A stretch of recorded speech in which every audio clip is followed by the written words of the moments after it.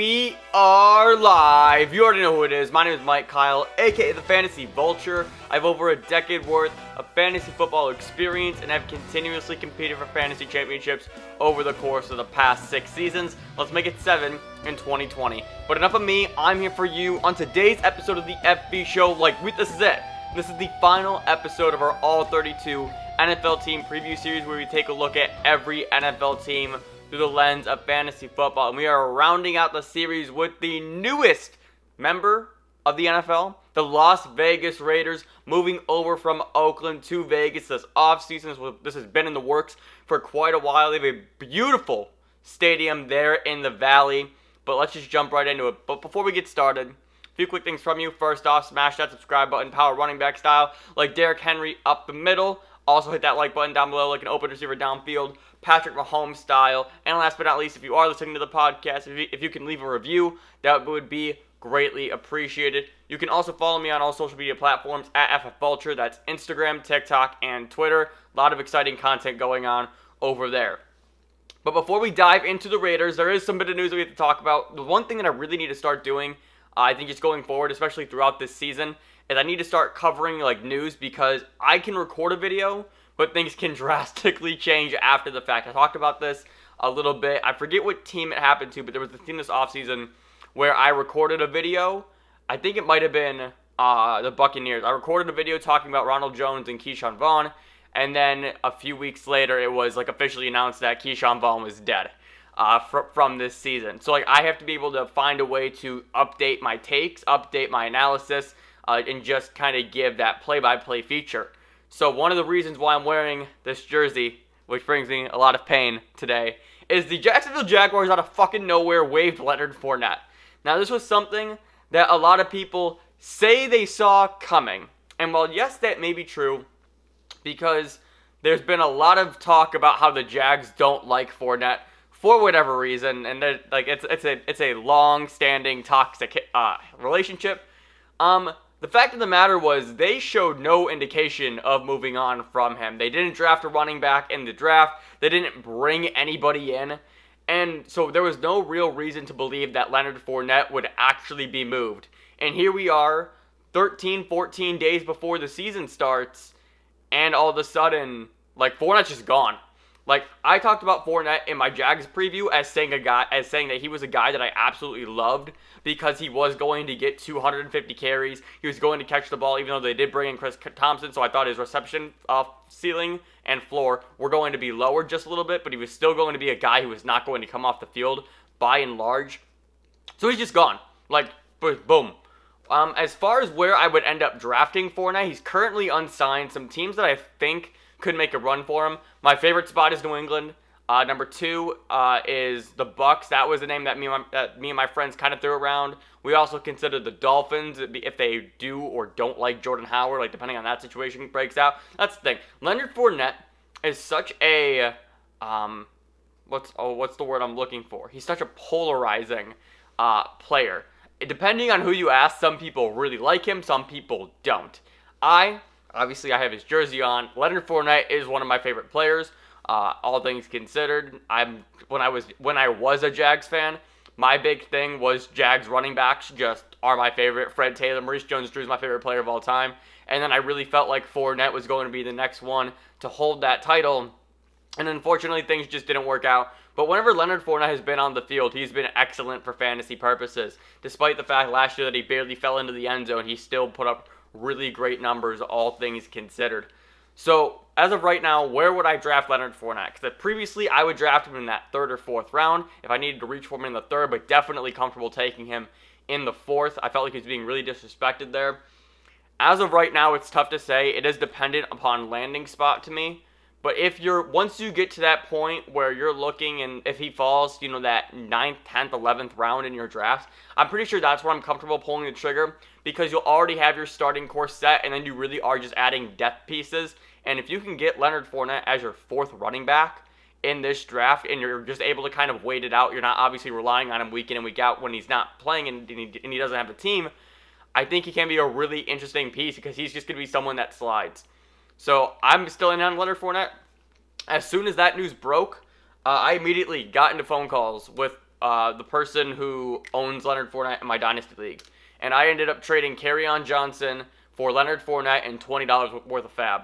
I felt like with the way that my draft went yesterday, I had enough running back pieces to where I could sustain the loss of Kerryon. I didn't really need to rely on him this season. And even though his outlook is like, his early season outlook looks better than the later season, and I felt like I can handle that. I can handle the load of not having Fournette during the first part of the season until he gets signed, and then getting $20 worth of fab. That was actually more so a play so I can grab T. Higgins off of the waiver wire no matter what. That's something that I'll talk about in a future video. Basically, like the rest of this content schedule for the rest of the week, now I'm just going to transition here, is we're going to wrap up all 32 with this video. I'm then doing my Dynasty Mega Special, my rookie show. It's an hour and 20 minutes long. It's absolutely electric content. And then the next video after that is going to be my Dynasty Draft Recap. And then that following video is going to be my home league, my traditional league draft recap. And then we're going to round out Friday with the ways to guarantee your team to make the playoffs. So we got a whole lot of content scheduled throughout the rest of the week that I am really excited about. But let's just jump right in. Like, this is the content that you're here for. You're here for a Las Vegas Raiders preview. And let's just jump right in with Derek Carr. Pull him up. There we go. Derek Carr in 2019 finished as quarterback 17 overall. He had 6 games as a quarterback 1, 6 games as a QB2, and 4 games as a QB3. 316 completions on 513 attempts. 4,000 yards, 82 rushing yards, 23 touchdowns, and 8 interceptions. 15.77 points per game on all 16 games played. His new finish is quarterback 24. Going through Derek Carr last season, one of the things that I realized was just kind of how good he was. I don't think it's something that a whole lot of people talk about. I mean, throwing for over 4,000 yards, like, obviously that's great. And I just don't think people realize that he did that. Pretty generally low interception rate. The big thing here is touchdowns. Like, that number absolutely has to come up. He can't just be this game manager. Like, he actually has to put the ball in the end zone. And then additionally, I felt like when you're looking at like the game log for Derek Carr in terms of weekly finishes, he ended the season really strong in this John Gruden offense. Remember, this is year 1 with Gruden. And so now we're going to go into year 2 where he's going to get a better grip of the offense and what Gruden wants to run here. They did bring in Marcus Mariota, and I think that was more so just to kind of put the pressure on Derek Carr, because I think Derek Carr is a much better quarterback than Mariota. But when you look at the weekly finishes, like, this was really intriguing. It was almost a tale of two halves for Derek Carr. When you look at the first 7 weeks of the season, he had 4 games as a QB. Yeah, he had 4 games as the QB2 and 2 games as the QB3. But then from weeks 8 through 17, he had all 6 of his QB1 performances, 2 games as a 2, and then 2 games as a 3. And especially during the playoffs is when he really did come through for you. He finished as QB12 in week 14, QB8 in week 16, and QB9 in week 17. So if you started him and you were able to kind of stream him during the last half or during the last quarter of the season, he came through for you. So that was actually really exciting for me to see and really go back to looking at, because Derek Carr for me is a quarterback that I actually really like. I just don't think his play style matches up for fantasy football until they brought in a whole crew of weapons, which we're going to talk about in just a moment. But now this team, I think, is actually really designed for Derek Carr to succeed, and that's what I'm really excited about this season. This season, I think, is going to be the make-or-break year for him as a starting quarterback in Vegas. His ADP is currently quarterback 25+, going after the 14th round, and I have him ranked as quarterback 26. I said this time and time again, there are a lot of good quarterbacks. I love Derek Carr, but I just love a lot of other quarterbacks more. It's no knock or anything like that, but some of the guys that I do have above him, let me pull this up. I know off the top of my head, I have Teddy Bridgewater above him. I have Drew Lock above him. Let's see if my spreadsheet here will load. Should have done this beforehand. I apologize. I have Minshew above him. That should probably change, all things considered, but I think those were like the big names. I have Kirk Cousins above him. But when you look at Teddy Bridgewater, I just think the pieces in Carolina could be very good, especially if Bridgewater starts to actually progress more as a passer and is willing to take those deep shots. It's the same thing with Derek Carr, right? Derek Carr and Bridgewater, they're both these two guys that I think are really good NFL quarterbacks, or I guess I should say above average, not really good. They're above average NFL quarterbacks, but their games don't translate to fantasy purposes, and so that's going to really hard cap what they can do for you on a week in, week out basis. If you want to take your shot on Carr, he has the weapons this year where I think he has the opportunity to succeed, and he is going super late in drafts. But very similarly to, who was I talking about this with? I think it was Drew Lock who I was talking about this in the same division. But very similarly to Lock, there's 32 quarterbacks to choose from, and the quarterback pool is so deep. Why would you take Derek Carr over Ben Roethlisberger, over Jared Goff, over Ryan Tannehill, over Joe Burrow, over Kirk Cousins? It's just one of those things where if you only start one quarterback, why would you take the guy that's going, 26th off the board? Unless you see some high-end ceiling that maybe some of us don't. But the value of that middling section of quarterbacks is just too high. Because Jared Goff can finish as a QB1. Big Ben can finish as a QB1. Matt Stafford can finish as a QB1. So why would I guess I just don't understand the purpose of taking Carr unless you see it first. So that's my big concern with him this season. Like I said, a quarterback that I really like, and I think these weapons are really going to help him this year. Now let's move over to Josh Jacobs, running back for the Raiders, second year out of Alabama. In 2019, during his rookie season, he finished as running back 14 in standard and 18 in PPR. He had 5 games as a running back 1, 3 games as a 2, and 3 games as a 3. 242 touches with 20 receptions, 1,100 rushing yards, 166 receiving yards, and 7 touchdowns. 14 games played, 14 points per game, 13 games played. His new finish is running back 13. He did miss 2 games due to a shoulder injury. His ADP is currently running back 8, going at 109. I have him ranked as running back 12.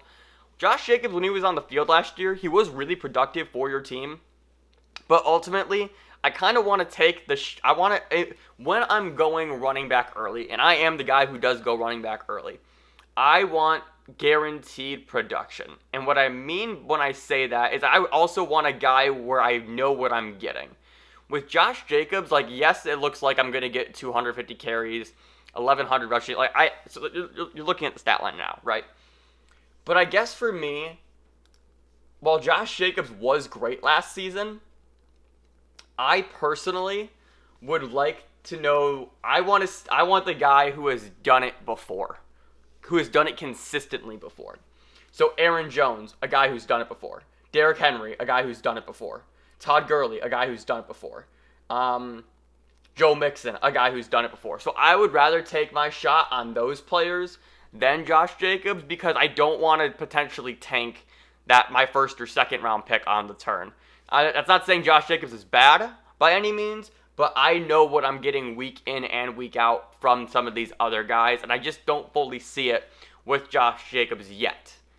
And that's the key word. Like I said, super talented guy, but I just want that player where I know for a fact I can start Derrick Henry every single week and not have any worries about that.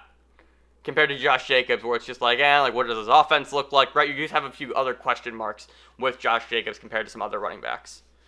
But let's move over to the receiving core, the revamped receiving core. But we're going to start with the player who was here last season, and that was Tyrell Williams, who unfortunately suffered a torn labrum this offseason, and it looks like he is going to try and play through it, but ultimately, will it really matter? I guess we'll wait and find out. So in 2019, Tyrell Williams finished as wide receiver 44 in standard and 47 in PPR. He had 0 games as a wide receiver 1, 3 games as a 2, and 4 games as a 3, 64 targets, 42 catches, 651 yards, and 6 touchdowns, 8.7 points per game on 14 games played. His new finish is wide receiver 51. He's currently being drafted outside of the top 69 wide receivers. I have him ranked as wide receiver 71. Just playing through that injury, I'm not sure how comfortable you are with that. He does have one of the more experienced wide receivers on this Las Vegas team. But when you're trying to draft a guy who you know is injured and it might see limited snaps because of it, and also Tyrell Williams is more so the field stretcher, he's not a true X receiver. He's just more of a guy that's just going to run downfield, and Derek Carr doesn't have the tendency to throw to those guys. Like last year with Vegas, and I guess with Oakland, should I say, last season, you know, they desperately needed a guy to come in and fill that void that AB left, right? Antonio Brown was supposed to be this player that comes in and dominates because that's just what Antonio Brown does. And Tyrell Williams had the opportunity to step into that type of role, and he just didn't take advantage of it, unfortunately. I really thought he was going to. I think Tyrell Williams is a super talented wide receiver, but he just doesn't really fit what this team wants to do. And that's unfortunate. I remember last year, as soon as the Antonio Brown news broke that the Raiders were releasing him, I tried to trade for Tyrell Williams in Dynasty. And week 1, Tyrell Williams, I think, put up a wide receiver 2 performance. I want to say he finished as wide receiver like 14 or 13 on the week. And then a few weeks later, he did the same thing again. So it was just one of those things where Tyrell Williams had the opportunity and he didn't capitalize on it, unfortunately. So this season where they do just bring in so many other guys, and now you're looking at a shoulder injury, which is going to derail him just a bit more. I'm not excited for Tyrell Williams at all this season. I think he's easily going to be passed on the depth chart. But now, it's time. It's time. The player we're going to talk about next is Henry Ruggs, wide receiver from Alabama, rookie, the first wide receiver taken in one of the most illustrious, sexy wide receiver draft class in recent memory. I am in love with Henry Ruggs. He is my favorite rookie. He is my number 1 wide receiver in this class, and he was my number 3 player overall behind Clyde Edwards-Helaire and J.K. Dobbins.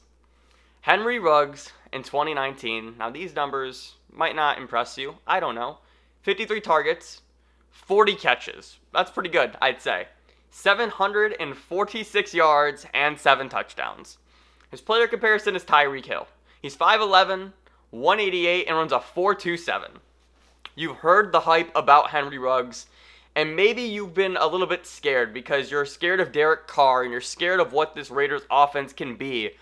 And let me tell you, I'm not scared in the slightest.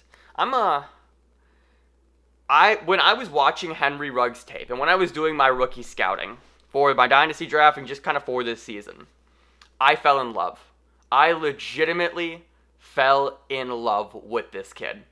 He is so good, so much faster than everybody else, and can do everything on the football field. He's an underrated route runner. Obviously the speed ability, and I felt like he can play in all 3 sectors of the field, and I'll talk about that in just a little bit. The Tyreek Hill comparison is real, and I think there's a chance that he's actually going to end up to be better than Tyreek Hill. I'll talk about this in the next video, or I guess 2 videos from now, with my Dynasty Draft recap. Henry Ruggs for me was my number 1 target in my first round of my Dynasty Draft. I was going chips all in.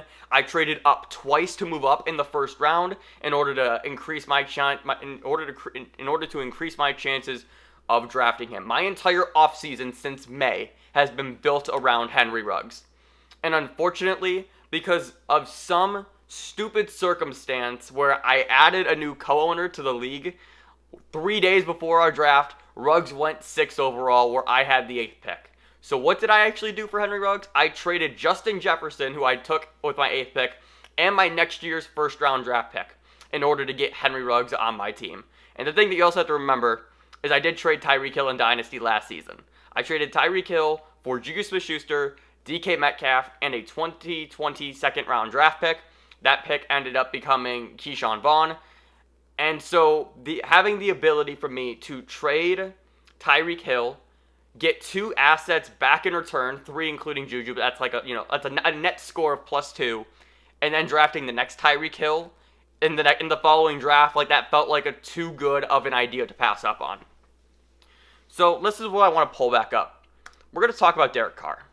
Derek Carr, a lot of people are labeling Henry Ruggs as just this one-trick pony, just a field stretcher, right? That is completely wrong. And we're going to look at Derek Carr first because this is really going to paint the picture of what I think Henry Ruggs can do. So this is Derek Carr's next-gen stats from last season. This is what his quarterback rating was, or his passer rating, excuse me, among different sectors of the field. There's a whole lot of green here. Let's start off with that. There's a lot of green, some yellow, and 0 red. When you look at the line of scrimmage, just basic bubble screens, he's pretty much league average around that. And then let's go in the middle of the field, 10 yards, 100 passer rating, 117, and 89. Pretty damn good if you ask me. So Derek Carr is known for just being a guy that's going to carve you up over the middle of the field. Then let's extend that just a little bit more with deep middle. Deep middle, 108, 114, and 150. This is passes inside of 20 yards, but that's obviously still a pretty good chunk. You know, like that's 2 fantasy points at the absolute at the absolute best, should I say. And then the deep ball, 107, 85 down the middle, straight down the middle, and 106. So both bookends, you're looking at above league average. Okay, I'm about to blow your mind right now. Let's go back to Henry Ruggs. Actually, let's go full screen for this. Oh no, my camera's off. No. All right, let's pull this up. There we go. All right, we're back. Sorry about that. Anticlimactic, but it's fine. This sheet of paper, I broke down Henry Ruggs' touchdowns throughout the course of his Alabama career. And what I found is what I already knew, but it really just reconfirmed everything that I thought. Henry Ruggs is incredible in every single fucking sector of the field. So breaking down Henry Ruggs' touchdown, if it was a screen pass or just a horizontal line of scrimmage throw, he had 5 touchdowns. Actually, I should also note this is 24 touchdowns overall throughout the course of his college career.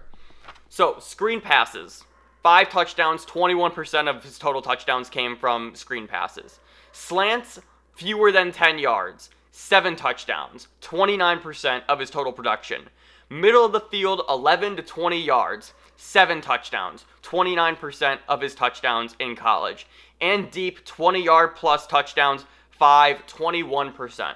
So just to reiterate those numbers a little bit more clearly, right? In terms of screens for touchdowns, the percent of his touchdowns that came from screen passes, 21. The percent of touchdowns that came from slants fewer than 10 yards, 29. Slants over the middle of the field, 11 to 20 yards, 29% again. And deep touchdowns, 20 plus yards, 21%. Unbelievable. Also, 25% of his receptions, 25% of his total receptions in college went for a touchdown. And last but not least, I believe this, I can't quote this exactly, but I want to say this is the number that I knew from earlier this offseason, and I unfortunately could not find it. Henry Ruggs played in the slot 35% of the time in college. And where are they going to utilize him? In the slot in Las Vegas. Again, to reiterate, that is literally 79% of his production came from screens, slants, or middle of the field. And what guy on the line is going to give you that kind of production? The slot receiver. Henry Ruggs is going to be unbelievable for this offense, for Derek Carr. Their games mesh and they gel so well together. And I'm all in. I'm chips all in on Henry Ruggs this season. Another player who I really like, another rookie, should I say, that I really liked, was Bryan Edwards, wide receiver from South Carolina. The Raiders drafted him in the 3rd round. In his last season in college, 113 targets, 71 catches, 816 yards, and 6 touchdowns. He's 6'3", 212. I don't have his speed because he missed the combine due to injury. The player comparison that I really liked for him was Allen Robinson, and the reason why is just because Allen Robinson also is this big-bodied receiver, but he plays more like a possession receiver than anything else. He's going to be a guy where if you throw him any kind of like middle of the field target, he's going to come down and get it. He can extend plays. He's just a really good athlete overall. And think of the way that Allen Robinson has been used in Chicago, and even going back to his days in Jacksonville, where he was going to be a guy that gets peppered with targets and can turn, and can turn in games of 6 to 8 catches into 110 yards and maybe a touchdown or two. I feel like that's a very, very similar possibility for what Bryan Edwards can be in the NFL. And obviously stepping into that X receiver role potentially, with Tyrell Williams being hurt, there's a very good chance that Edwards can overthrow Williams to start his NFL career. His ADP is also going outside of the top 69, going outside of the 14th round. I am ranked as wide receiver 58, and that was basically just because I bumped Williams down and moved Edwards up. And that was basically just kind of how I saw things playing out. In total for me, in terms of Raiders wide receivers, it's Ruggs, Edwards, then Williams for me. But Ruggs, I think, is just going to be the guy. Like, you don't draft Ruggs first in this kind of receiver class and not utilize him as your number one option. And again, like I said, Ruggs' game matches up so well with what Derek Carr does. But also on the other side of that, Bryan Edwards has been getting a ton of praise all throughout Raiders camp and from Derek Carr especially. I think he actually compared him to Devontae Adams. So if you want to drool over a name, there's a comparison for you. I wasn't going to go that far, but hey, if Derek Carr says that, then you got to trust the quarterback, right? So Bryan Edwards is a guy, overall, I don't know what he has the opportunity to really produce this year. He could be an absolute steal in your drafts. So if you want to take that late round shot on him, you can, but maybe just wait to throw him into your starting lineup until we actually see it first on the field. Again, remember, these rookies might have a hard time adjusting to the NFL just because of this offseason. They really haven't had the proper time and situations to get fully acclimated to their new lives as players in this league. And we're going to wrap this preview up with Darren Waller, Las Vegas Raiders tight end, who burst onto the scene last season. He finished as the tight end 4 in standard and tight end 3 in PPR. He had 9 games as a tight end 1 and 7 games as a tight end 2. That's it. Those were his all 16 performances. He had 117 targets, 90 catches, 1,145 yards, and 3 touchdowns. He averaged 11 points per game on all 16 games played. His new finish is tight end 6. I keep wanting to say wide receiver when I'm going through these previews. I don't know why. He also kind of plays like a wide receiver, but regardless. His current ADP is tight end 5 going in the 6th round. I have him ranked as tight end 6. I just see natural regression for Darren Waller just because of the pieces that they do have, and just the fact that who they brought in, like these player profiles don't do justice to the amount of players that they have on this team. Darren Waller, Ruggs, Tyrell Williams, Bryan Edwards, Hunter Renfrow, Josh Jacobs out of the backfield. They spent a 3rd-round pick on Lynn Bowden. They bring in Theo Riddick. They re-signed Jalen Richard, Zay Jones, Nelson Aguilar. I literally just named 10 players. Now, who actually sees the field? I don't know. We know for a fact Waller's going to be the starting tight end, but the point is, last year this Raiders team was so depleted as far as weaponry goes and as far as just pure arsenal and offensive firepower that Waller was absolutely peppered with targets.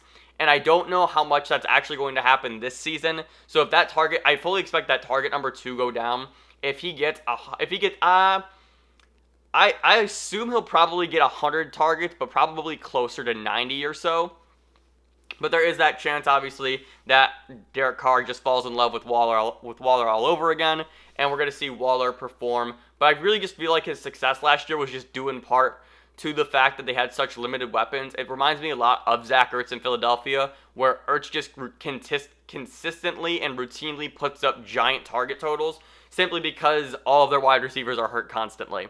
Whereas this season, the Raiders have a surplus of talent, or not even of talent, but of players rather, at the wide receiver position compared to last season. Would I take Waller if he fell? Probably, but overall, I think I'm just a guy who's going to wait on tight ends. I've talked about this for a while, where this tight end group is currently so deep. It's the deepest I feel like it's been in a handful of years, where I would rather take a Hayden Hurst, Tyler Higbee, Jonnu Smith in the later half of my draft than try and spend a 6th round pick on the tight end position just because of how deep the wide receiver pool is, as well as getting some value at the running back position during that draft spot. But that's it. That is the All-32 NFL team preview for the Las Vegas Raiders, and that concludes the All-32 team series preview as a whole. This was a project, I want to spend some words here. This was a project where I had the idea in my head, and I've been wanting to do fantasy football content for a while. And in late June, I made that jump. I'm like, all right, like this is what I want to do. This is the year that we're going to do it. And I've always had a loose outline in my head of what the content that I would bring looks like. And this was definitely one of them. But what I didn't fully anticipate was, I don't know. It's not like I didn't fully anticipate the work. Like, I do this anyway. Like, that was the big thing when I was going into fantasy, when I was starting this brand. I was going to do this work anyway. So let's just make content out of it. But I started a mission, and that mission was to get through all 32 teams before the start of the NFL season. And then as I got rolling, the mission was to get all 32 teams done before September 1st. And here we are. This was something that was just an absolute massive undertaking. I knew I could do it, and the reason I knew I could do it was because I did something similarly with NBA teams in the past, where I was basically doing NBA previews, but I was interviewing beat writers for each team before the start of the season. And so I had some experience, and I knew what I was doing. But I think the big thing was just being able to get everything in such a short amount of time. Like, we started this series in July. July 17th, I think, was the first day that the series started. And here we are, essentially, a month and some change later, and, like, we're done. We're done. A month and 2 weeks later, to be almost exactly. We're done. This was just a giant undertaking. I love fantasy football, and I really hope that this series provided you with some value, some insights as to what you should and should not do during your fantasy draft. I love doing this myself just because I'm able to actually think through players and creating those graphics and reflecting on last season and how the outlook changes this year. What's their situation like? It really provided a level of analysis that, frankly, I've never done before, or should I say I've never communicated before. Because I've always had thoughts, and one of my big things is have a thought on every single player, right? Are you in? Are you out? What's the situation look like? I'm obviously just a giant fantasy football nerd. But being able to go through and create these graphics and really just looking at the visual aspect and getting these clear player profiles for 180 players was really fun. I think that's just the word. It just added a whole new layer to my fantasy research, and I really enjoyed that aspect of it. And what's actually really funny is I'm looking over at my whiteboard on the other side of the room here, and I haven't updated it in a while because we were moving, and I really didn't feel like I needed it. But around the same time that I started this content, I went back to work, and that was obviously, like, whole pandemic happened, and so work got shut down. And so I went back to working 40 hours a week, and now it just became, all right, how are you going to be able to juggle creating all these graphics? You then have to record videos, you have to upload, and just manage all this content. And somehow we were able to do it. So I'm looking at the board right now, and it's like it's literally like July 4th, 5th, 2nd, and it says finish master data sheet, create Atlanta profiles, create the intro. You need to do the Bucks profiles, update the website. You have work 9 to 6. Carolina preview, record Baltimore preview, and it's really cool that I'm looking at this right now. And actually what's really funny is in the corner of the whiteboard, it says days until launch, July 17th, 9 days. So we've come a long way in just a short month. I'm sorry for rambling, but this was important to me. This really was important to me in my first step in creating fantasy football content. So thank you so much for checking out this series. Thank you so much for watching this video in particular. Please be sure to hit that subscribe button down below. Also, leave a like on this video if you enjoyed it. Leave a review on the podcast. You can follow me on all social media platforms at FFVulture. That's Instagram, TikTok, and Twitter. It's been so much fun. I love breaking down these teams, and once again, hopefully I was able to provide you some sort of insight and maybe give you some arguments and some cases for some players that you either haven't heard or that you never, ever considered. I'm going to get out of here. Once again, thank you so much. Remember, people come and go, but fantasy championships are forever. I'll see you next time. Later.